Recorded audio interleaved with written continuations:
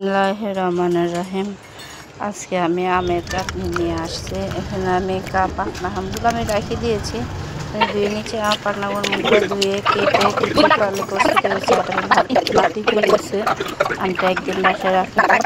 আমি একটা পাত্রে পানি এবং হলুদ দিয়ে সিদ্ধ করে নিয়েছি 20 মিনিট পাশে।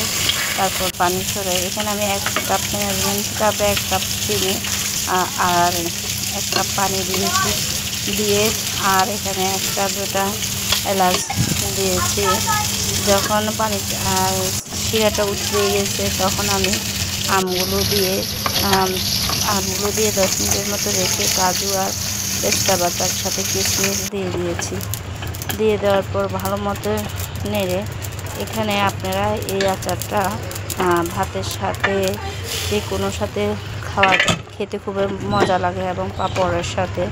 আমি এখানে পাঁচফোড়নটা ভালো মতো হালকা গরম করে মিশিয়ে দিয়েছি। দিয়ে ভালো মতো নেড়ে যখন আমার ঘন হয়ে গিয়েছে তখন আমি চুলাটা আমার বন্ধ রাখছি।